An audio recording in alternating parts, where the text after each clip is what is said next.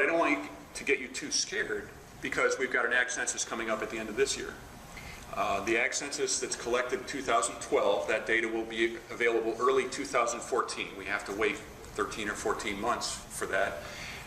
But I expect there to be a huge change in this map, because that 40% of beginning farmers, those beginning farmers that are entering into agriculture, that are in retail-based business, in retail ag, are going to show up on this, and they're going to make this picture look a lot better.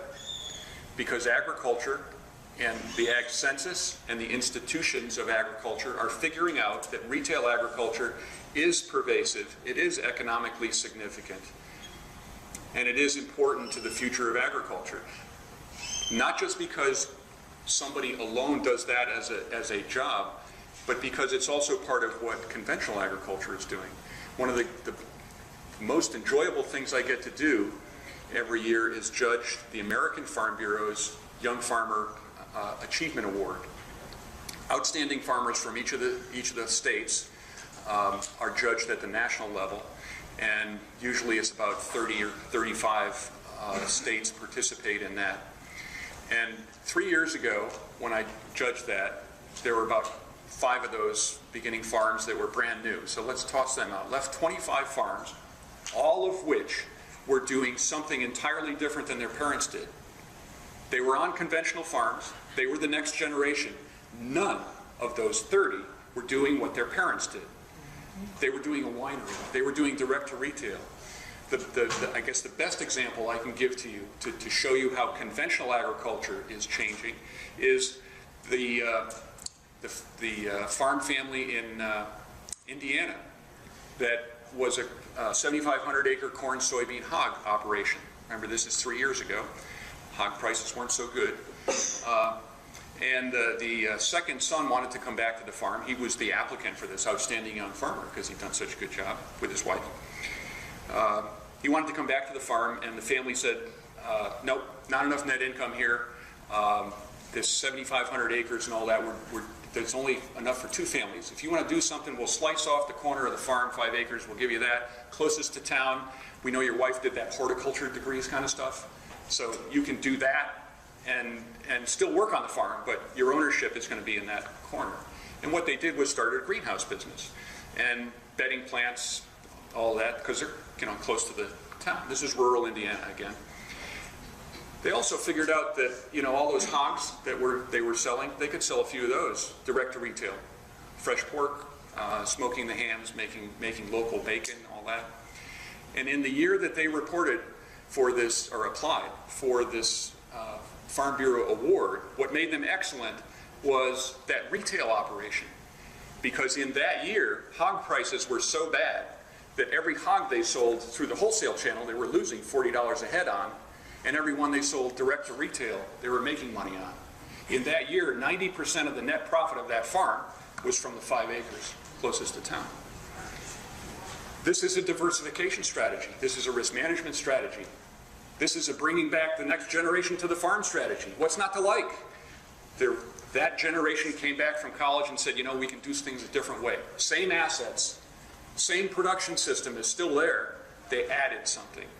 What's not to like about that? It's new opportunity. It's a new way to do something. Okay, so if any of these charts stimulated your thinking, you want to know more about it, this on the Farm Credit Council website is, I think it's about an 80-page paper that has this information, these charts, downloadable so that you can clip them out of the document. 80-page document, lots of bullet points. There's a whole new section that we just added this fall about food hubs. A lot of new research available about food hubs. So remember that I asked you to pay attention or remember for at least 30 seconds of something. If you forgot what I said, and you scratch your head, but it was that chart with the bars on it. Go there, you can find it.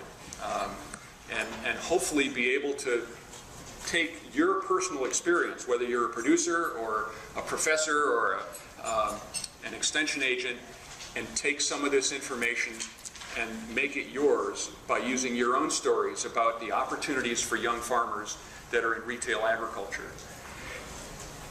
I'm getting to the point, you know, I talk to young farmers all the time. It helps me to think young, but I realize I'm getting older. Well, I guess it is avoidable, but I don't really want to do that. And one of the things that I constantly have to think about, and I'd encourage you to do so also, is that we shouldn't be saddling beginning farmers with our prejudices about what farming should be. We should be talking about opportunities for beginning farmers. And I encourage you to take this story and the concept of retail agriculture and turn it into a story of opportunity for beginning farmers wherever you work. Thank you.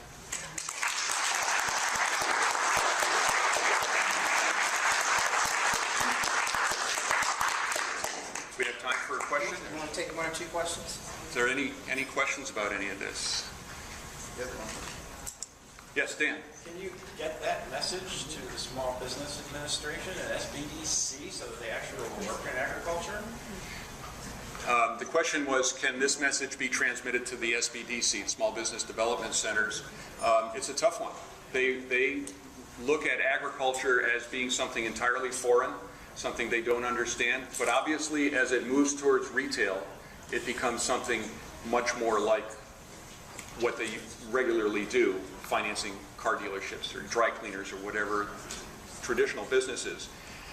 The scope of businesses that are farm-based businesses that are involved in retail is significant and expanding, and I don't doubt that they will get there. And there are farm credit institutions elsewhere in the country that use the small business administration programs when they can for those ag-based businesses. There's an eligibility problem to some degree that they can't do ag, but they're getting there. Yes, ma'am. One more. Really? I don't know if you wanted to. What percentage of certified organic farming is going on? That's there's a variable answer to that. What percentage of organic farming is going on? Certified organic. Certified organic is decreasing because there are many farmers who are letting their certification lapse or not spending the money to get it because they do not feel it provides them with an adequate market advantage to get that certification.